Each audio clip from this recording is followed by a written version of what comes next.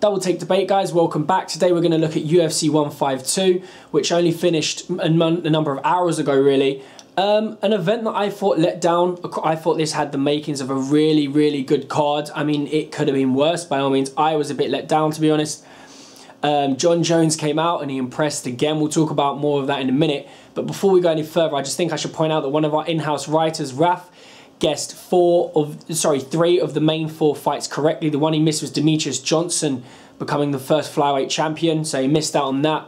But he called Bisping correctly, he even called Swanson correctly, and he called Jon Jones correctly. So shout outs to him, credit where it's due, 75%, you can't complain. If any of you put any bets on that, I'm sure you're laughing this morning. But straight to it, Jon Jones, a really impressive victory in the first, I'd say, maybe even first minute or so. It looked like Belfort had him in an armbar and it could be curtains for Jon Jones. He had his arm hyperextended. He was struggling to slam Belfort out of the hold. But again, he does it. Jon Jones comes up with the goods in the fourth round. He gets him to submit. Taking him to the ground, he had him bleeding it must have been within the first 3 minutes or so of the actual fight. He had him bleeding badly from his right eye with elbows, which you've seen in his ground and pound games, so rare, so common. And it's just now where to from here for Jon Jones. I mean, there are opponents left, Henderson being one of them, the guy who was scheduled to fight at UFC 151, and there are quality opponents out there. But as we sat and watched last night, it's got to the point we're just waiting for Jon Jones to finish the fight. We're not actually expecting him to lose. We're just sitting there waiting for the fight to finish in his favour. It's crazy. It's something you expect with Silva and GSP before he got injured, see if he comes back the same way. And Jon Jones has catapulted himself into that rarefied status in such a short space of time. You've got to respect it.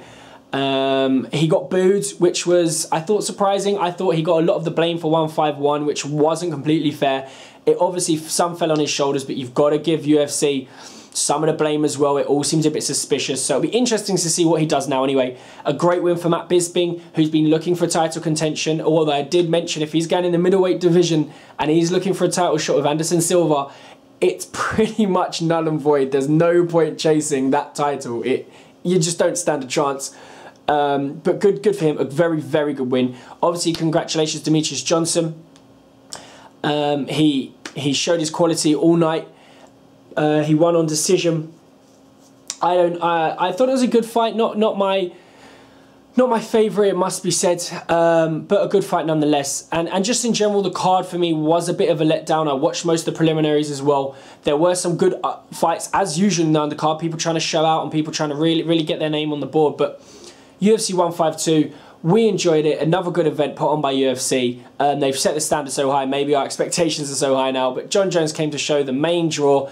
Where to next for him? I'm not so sure. The super fight they keep talking about of Anderson Silva or Junior Dos Santos. I actually think he'd struggle more with Junior Dos Santos because Silva is... He's closer to his weight class. Obviously, if Silva moves up to 205, he'll be in his weight class, as it were. Jon Jones doesn't look like he's going to drop down.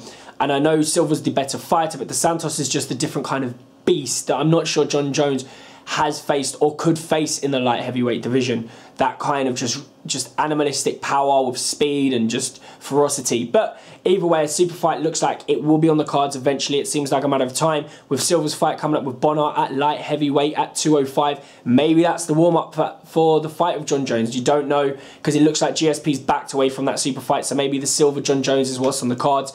But Double Take Debate, guys, we'd love to hear what you thought of 152. I'm sure some of you are disappointed. Some of you thought it was the best ever.